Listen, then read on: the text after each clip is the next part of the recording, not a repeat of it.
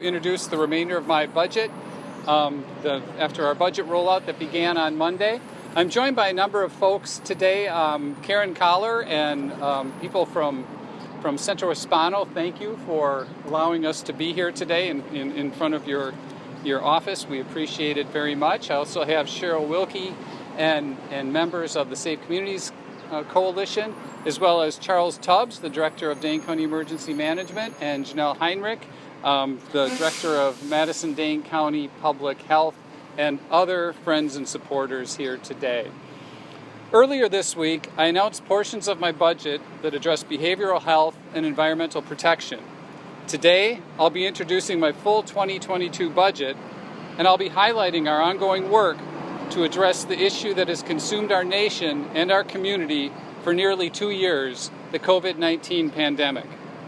I'd like to begin by thanking everyone in our community for your resilience, compassion, and steadfastness in the face of this pandemic.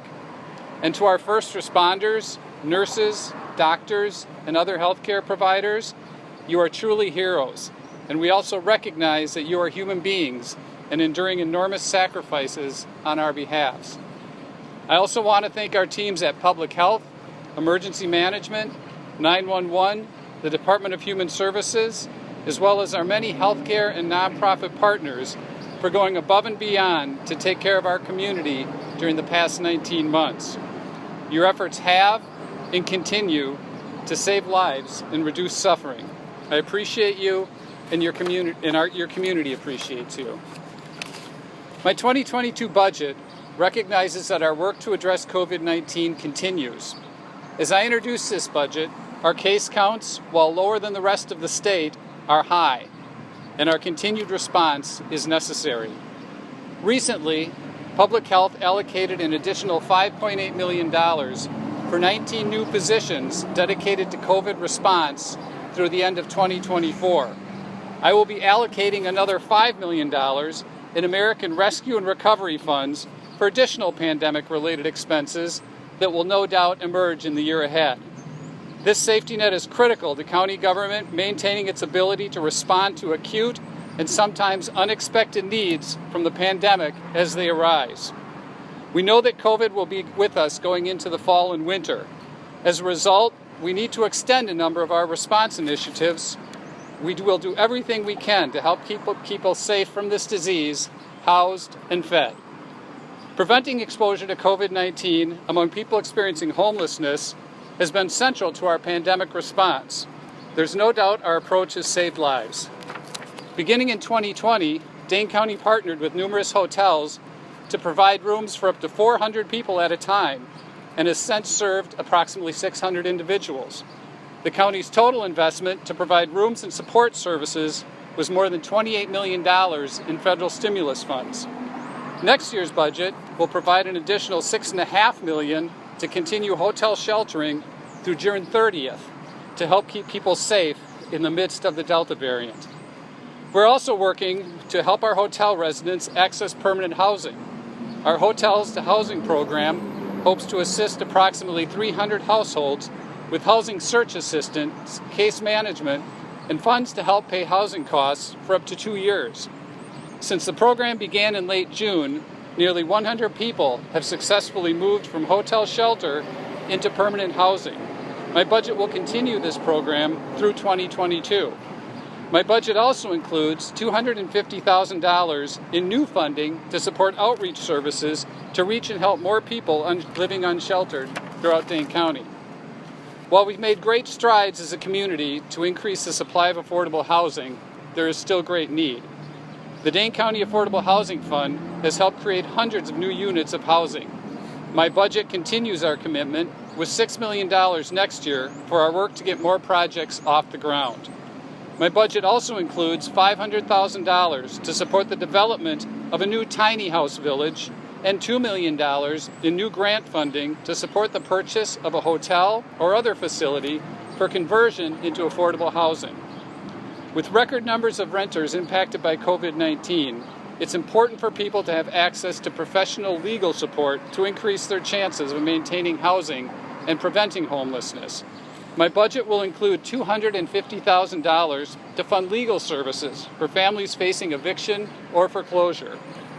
In 2022, we will also continue the ongoing federal funding we have targeted for emergency rental assistance. The first Dane Corps rental assistance program launched in February 2021 and paid over $13 million in back rent. The next phase of this program has just begun and will disperse an additional $20+ million to help keep people in their homes. This budget also includes $3 million in capital dollars to help refurbish and modernize properties owned by the Dane County Housing Authority. While the authority itself is separate from county government, properties it owns are in disrepair and impact the quality of life for their residents. I'm also providing $225,000 for the development of a regional housing strategy, helping communities across our county develop more affordable and workforce housing. The regional housing strategy will provide a roadmap for the future of housing in Dane County for the next 10 to 20 years. Because the pandemic has hit too many of our residents in the pocketbook, we have invested over $12 million to stock local food pantries with locally sourced products. This budget will extend the emergency food partnership with Second Harvest and local growers to run through October of 2022.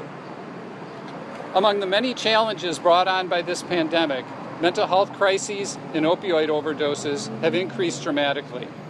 Overdose deaths in Dane County went from 60 in 2019 to 149 in 2020. 911 calls for overdoses were up 20% in 2020 and are up another 20% this year. In addition to the behavioral health initiatives I outlined earlier this week, my budget will increase funding for the Safe Communities Recovery Coach Initiative. We have a number of the recovery coaches with us today, and we thank them. This program connects people who have recently survived an overdose with a trained recovery coach, someone who has lived experience who can help them find a path to recovery. In 2020, our recovery coaches provided 2,200 hours of service. In 2021, saw an increase to 6,100 hours.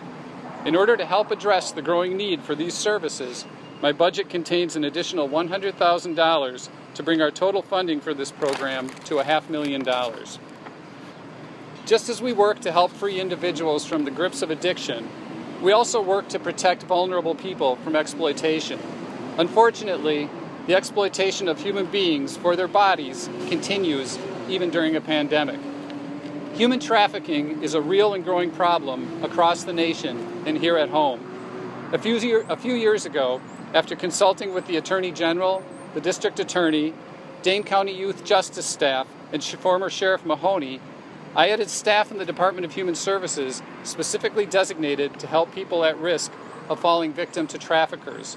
And we funded an additional position at Project Respect to help people who have been prostituted. In my 2022 budget, at the request of Sheriff Barrett, I'm adding a detective position to the Sheriff's Office that will focus solely on preventing sex trafficking, investigating these crimes, and bringing traffickers to justice. Our ultimate goal in everything we do is to create an environment in which everyone has access to the opportunity to succeed, and in which every individual is valued as a human being. Be it protecting people from exploitation or providing a level playing field in life, we take our responsibility to our neighbors seriously. Creating opportunities for people to work and thrive is central to this work. Some of our most successful initiatives to provide young people with opportunity come from partnerships with community-based organizations. In this budget, working with Supervisor Baird, I'm increasing funding for county youth employment programs by $100,000, expanding successful partnerships with Operation Fresh Start, Commonwealth Development, and Briar Patch to help young people obtain work permits, pre-employment training, and connections with employers. Many of our most productive community partnerships originate right here at Centro Hispano. Karen Menendez-Collar and her team are invaluable partners, rising to the occasion again and again, most recently during the COVID-19 crisis. Centro is the leading nonprofit social service organization in our county for delivering direct services to our fast-growing Latino community. Under Karen's leadership, Centro is a key partner at providing immigrant families a sense of home, community, and hope. Centro helps thousands of individuals each year with everything from basic needs to job training and after-school programming. And throughout the pandemic, they have been a lifeline. I cannot imagine our community without Centro, and I'm honored to include $2 million in this budget to jumpstart construction of a much-needed new and improved space for this vital organization. Our community welcomes and is enriched by new residents from other countries, and this budget will include $50,000 to help welcome our newest neighbors from Afghanistan as they become part of our growing community. Our community is stronger because of the diversity of experience and perspective we each bring to the table. Whether we were born in another country, like my grandparents, or down at the other end of Park Street, like me. Whether we live in Madison or Marshall, DeForest or Cross Plains, we all want and deserve the same thing: a fair shake, a chance to realize our potential, to contribute to our community, to be happy, and to provide our children with the same, or maybe even better. I hope this budget keeps us moving in a direction that offers everyone that chance, and that we continue to realize that we are stronger together than apart. And now for the numbers.